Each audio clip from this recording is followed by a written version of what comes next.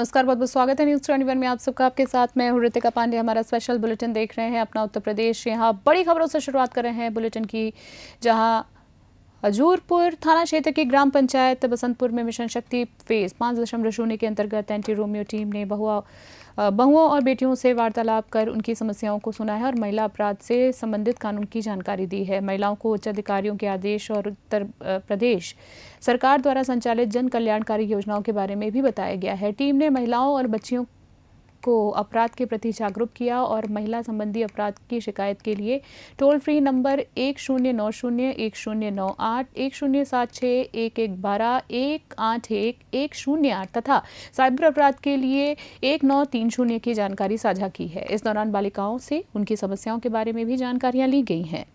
बहराइच से मेराज अहमद की रिपोर्ट देख रहे हैं आप।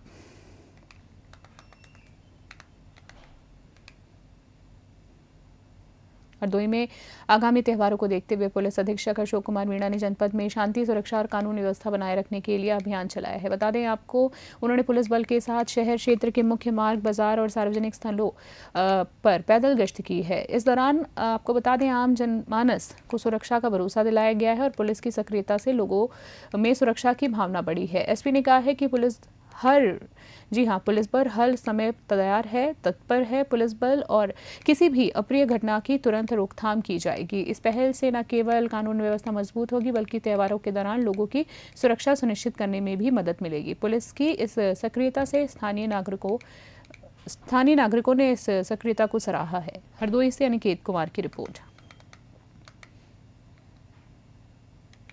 बस्ती से खबर देख रहे हैं। जी आपको बता दें, बस्ती के कलवारी थाने में मिशन शक्ति केंद्र और मेस का उद्घाटन किया गया है। एसपी अभिनंदन ने विधिवत पूजा पाठ किया और फीता काटकर दोनों सुविधाओं का लोकार्पण किया गया है। एसओ गजेंद्र प्रताप सिंह के प्रयास और जन सहयोग से थाने का कायाकल्प हुआ है। अब थाने की मेस आधुनिक रेस्टोरेंट जैसी साफ सुथरी और सुव्यवस्थित दिख रही है।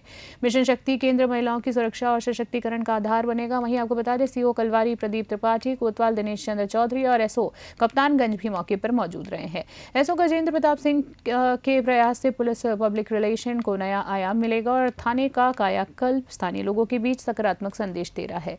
बस्ती से दिलीप पांडे की रिपोर्ट।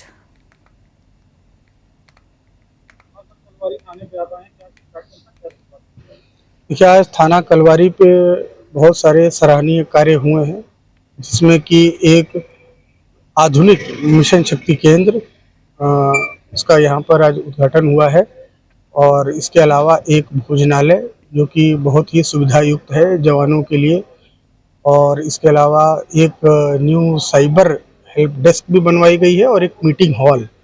ये सभी यहाँ पर निर्माण हुआ है और इन सभी से बिल्कुल एक तरीके से थाने का कायाकल्प हो गया है और इसमें स्थानीय लोगों का भी, कई सम्मानित लोगों का बहुत योगदान रहा है, जिसके लिए पुलिस विभाग उनका बहुत बहुत आभारी है।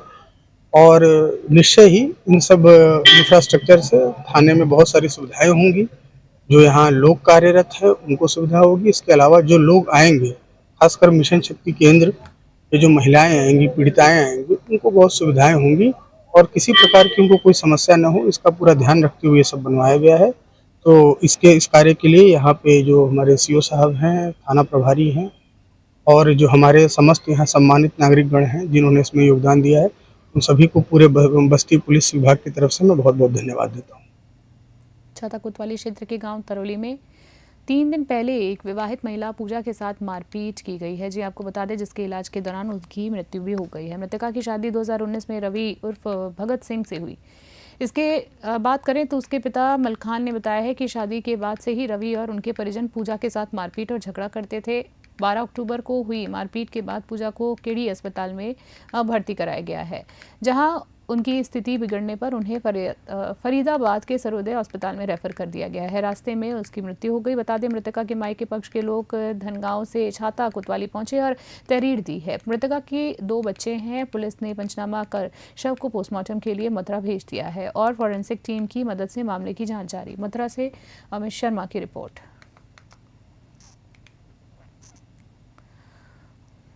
कोतवाली नगर क्षेत्र के स्थित मेडिकल कॉलेज में 2 पक्षों के बीच जमकर मारपीट हुई है। बता दें आपको, घटना के समय तीमारदार और सफाई कर्मी आमने सामने आ गए और कहा सुनी के बाद भिड़ंत ने हिंसा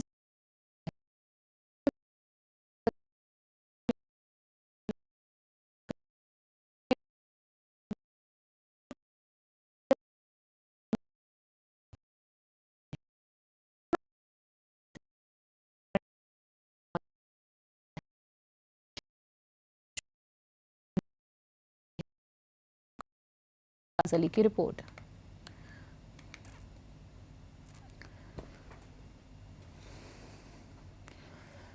जिले के थाना मलावन क्षेत्र में उस समय हड़कंप मच गया जब आसपुर सकिट मार्ग पर एक गड्ढे में अज्ञात युवक का शव पड़ा हुआ मिला। शव के पास एक स्कूटी भी पाई गई है, जिससे घटना को लेकर तरह तरह की चर्चाएं भी शुरू हो गई हैं।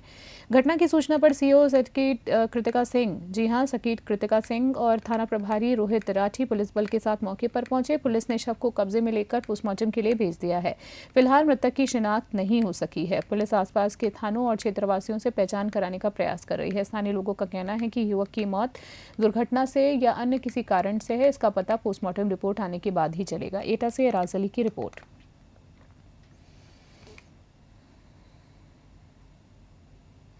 जिले की सुरसा पुलिस ने बड़ी कार्रवाई करते हुए 25,000 रुपए के इनामी 2 अभियुक्तों मोहित और विशाल को गिरफ्तार कर लिया है। पुलिस के मुताबिक दोनों आरोपी थाना कोतवाली शहर क्षेत्र में सक्रिय गिरोह से जुड़े हुए थे, जो आर्थिक लाभ के लिए चोरी और लूट जैसी घटनाओं को अंजाम देता था। आपको बता दें, इन दोनों समेत 4 अभियुक्तों के खिलाफ कई आपराधिक मुकदमे दर्ज हैं। लगातार फरार चल रहे आरोपियों की गिरफ्तारी के लिए पुलिस अधीक्षक अशोक कुमार मीणा ने 25,000 रुपए इनाम घोषित किए थे। सुरसा पुलिस टीम ने सटीक सूचना के आधार पर दबिश देकर दोनों को पकड़ा है। फिलहाल अगर बात करें तो पुलिस पूछताछ में जुटी है और उम्मीद की जा रही है कि इनसे कई पुराने मामलों का खुलासा भी होगा। वहीं गिरफ्तारी को लेकर पुलिस अधीक्षक ने टीम को पुरस्कृत करने की भी घोषणा की है। हरदोई से अनिकेत कुमार की रिपोर्ट। दिनांक 25 सितंबर 2025 को थाना कोतवाली शहर पर एक गैंगस्टर एक्ट का मुकदमा लिखा गया था 4 व्यक्तियों के खिलाफ, जिसमें 2 वांछित अभियुक्त जिनके नाम मोहित उर्फ लुक्का पुत्र विपिन और विशाल पुत्र रामू के रहने वाले ओमपुरी थाना कोतवाली देहात के थे और इन पर 25-25 हज़ार के इनाम भी थे। इनको थाना सुरसा पुलिस द्वारा गिरफ्तार किया गया है और इनको माननीय न्यायालय के समक्ष पेश किया जा रहा है। इस प्रकरण में अन्य आवश्यक वैधानिक कार्रवाई प्रस्तुत है। खबर देख रहे हैं, जहां आपको बता दें, जिले के सहसवान थाना क्षेत्र के मोहल्ला मोहिद्दीनपुर में नाली के पानी को लेकर 2 पक्षों में जमकर विवाद हो गया है। आपको बता दें, जो खूनी संघर्ष में बदल गया। विवाद के दौरान एक पक्ष ने इकरार होकर दूसरे पक्ष को घर में घुसकर लाठी डंडों और धारदार हथियारों से हमला कर दिया। हमले में एक ही परिवार के कई लोग गंभीर रूप से घायल हो गए हैं। बता दें, चीख पुकार सुनकर मोहल्लेवासी मौके पर पहुंचे और घायलों को किसी तरीके से बचाया है। हमलावर जाते जाते पीड़ित को जान से मारने की धमकी तक देकर फरार हो गए। बता दें आपको कि घायलों को तत्काल इलाज के लिए अस्पताल भेजा गया है। पुलिस की अगर बात करें तो पीड़ित ने पुलिस को तहरीर दी है। सहसवान थाना पुलिस जो है मामले की जांच में जुटी है और हमलावरों की तलाश कर रही है। स्थानीय लोगों में इस घटना को लेकर भय है और आक्रोश भी फैल गया है। पुलिस ने सुरक्षा बढ़ाई और क्षेत्र में सतर्कता बरतने के भी निर्देश दिए हैं। वहीं अगर बात करें तो घटना ने इलाके में कानून व्यवस्था पर कहीं ना कहीं बड़े सवाल भी खड़े कर दिए। बदायूं से अजय पाल यादव की रिपोर्ट। थाना भोजपुर के पीपलसाना में नई पुलिस चौकी का उद्घाटन किया गया है। इस अवसर पर एसएसपी सतपाल अंतिल और एसपी देहात कुंवर आकाश टेंग उपस्थित रहे हैं। चौकी का उद्घाटन मिशन शक्ति फेज 5 अभियान के तहत महिला सशक्तिकरण की भावना को बढ़ावा देने के लिए छात्राओं द्वारा फीता काट करके किया गया है। नई पुलिस चौकी की स्थापना पुलिसिंग को और प्रभावी बनाने और अपराधों पर लगाम लगाने के उद्देश्य से की गई है। वहीं एसएसपी सतपाल अंतिल ने मिशन शक्ति अभियान के तहत महिलाओं और बालिकाओं के खिलाफ होने वाले अपराधों के प्रति जागरूक करते हुए उन्हें सुरक्षा उपायों और महत्वपूर्ण जानकारियां दी हैं। इस मौके पर सीओ आशीष प्रताप सिंह, थाना प्रभारी शरद मलिक, क्षेत्र के ग्राम प्रधान और अन्य गणमान्य लोग भी उपस्थित थे।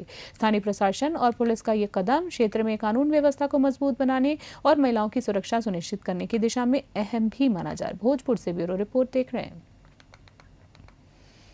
जनपद मुरादाबाद में थाना भोजपुर के अंतर्गत एक नई चौकी का शुभारंभ किया गया है, जो कि पीपलसाना में स्थापित है और यहाँ से बेसिकली जो पीपलसाना गांव है और उसके अलावा 9 गांव ये इसके अंतर्गत रहेंगे और इसके यहाँ पे परमानेंट जो है पुलिस प्रेजेंस बनी रहेगी। इससे न सिर्फ पीपलसाना बल्कि आसपास का जो पूरा क्षेत्र है उसमें हमारा जो पब्लिक ग्रीवियंस सिस्टम है वो और बेटर होगा। एक जन साधारण को और ज़्यादा अच्छी पुलिस सेवाएं उनके डोर स्टेप पे मिल पाएंगी। साथ के साथ में जो पुलिस का रिस्पांस टाइम है वो भी बेटर होगा और इसकी वजह से यहाँ प्रेजेंस की वजह से लोगों के अंदर एक सुरक्षा और सम्मान की भावना और ज़्यादा मजबूत होगी और हम आशा करते हैं कि यहाँ पे पुलिस प्रेजेंस होने से और जिस प्रकार से लोगों का लगातार सहयोग मिला है उस प्रकार से और बेटर पुलिसिंग और इससे अपराध में गिरावट और अपराधियों के खिलाफ कार्रवाई और लॉ एंड ऑर्डर और ज़्यादा मजबूत। सर, मिशन शक्ति अभियान चलाया जा रहा है, महिलाओं के साथ अपराध न हो, इसको लेकर महिला पुलिस टीम किस तरह से जागरूक कर रही है? देखिए, इसमें सभी जो डिपार्टमेंट्स हैं उन सभी डिपार्टमेंट्स को अलग अलग कार्य दिए गए हैं और इसमें पुलिस विभाग जो है वो एक नोडल विभाग की भूमिका में है। इसमें लगातार हर थाने पर मिशन शक्ति केंद्र स्थापित किए गए हैं और वहाँ पर हर पे मिशन शक्ति टीम और उसके साथ साथ जनपदीय मिशन शक्ति टीम उनके द्वारा लगातार जनसंवाद और महिलाओं में, बच्चों में, पुरुषों में, हर किसी के अंदर ये मैसेज कन्वे किया जा रहा है। मिशन शक्ति को बढ़ावा देने पहुंची उत्तर प्रदेश महिला आयोग की उपाध्यक्ष अर्पणा यादव ने बिहार चुनाव और मुस्लिम मतदाताओं से जुड़े विवाद पर बड़ा बयान दिया है। उन्होंने कहा है कि मुस्लिम बुर्का पहनने वाली महिलाओं की जांच में महिला कांस्टेबल द्वारा की गई कार्रवाई चुनाव आयोग के नियमों के तहत और किसी विरोध की श्रेणी में नहीं आती है। उन्होंने मौलाना साहबुद्दीन रज़वी के बयान पर पलटवार करते हुए कहा है कि हिंदू, मुसलमान, सिख और ईसाई सभी भारत के हिस्से हैं और ऐसे बयान देश के युवाओं और भविष्य के लिए हानिकारक है। अपर्णा यादव ने कहा है कि अगर ऐसा करना होता तो प्रधानमंत्री मोदी 3 तलाक कानून और कश्मीर मुद्दों पर कार्रवाई नहीं करते। उन्होंने बिहार चुनाव में भाजपा की जीत की संभावनाएं बताई हैं। वहीं इसके साथ ही मुजफ्फरपुर नगर के बगरा आश्रम के विवादित बयान पर कहा है कि हमें भारत में बने उत्पाद खरीदने चाहिए। आपको बता दें एक खबर में फिर से एक बार और माहौल बिगाड़ने वाले लोगों को जनता समझदार है, ऐसा कहा गया है, उनका मानना है। बहराइच से राहुल वर्मा की रिपोर्ट।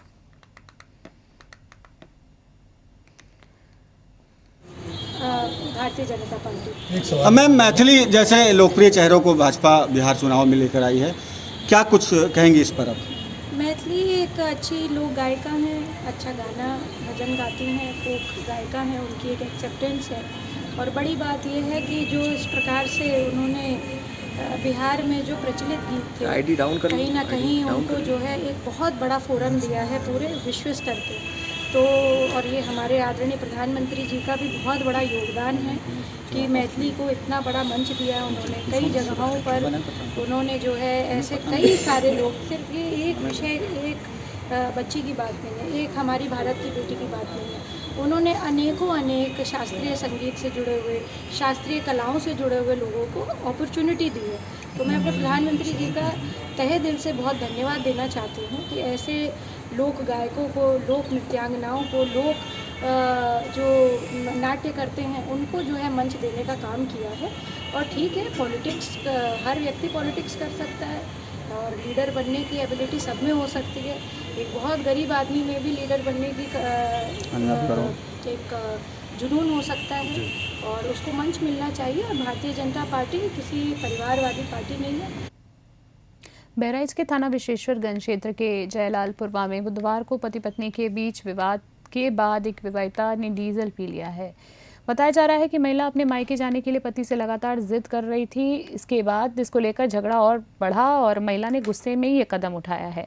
परिवार ने महिला को तुरंत स्थानीय अस्पताल में भर्ती कराया, जहां डॉक्टर ने उसकी गंभीर हालत को देखते हुए उसे मेडिकल कॉलेज रेफर कर दिया। विवाहिता का इलाज फिलहाल अस्पताल में चल रहा है और उसकी स्थिति जो है वो नाजुक बताई जा रही है। आप देख सकते हैं विजुअल में, जहाँ पुलिस ने घटना की जानकारी मिलने के बाद मामला दर्ज कर जाँच शुरू कर दी है। आसपास के लोग इस घटना से चिंतित हैं और लोगों में पारिवारिक विवादों को लेकर सावधानी बरतने की चेतावनी भी दी जा रही है। बहराइच से राहुल वर्मा की रिपोर्ट।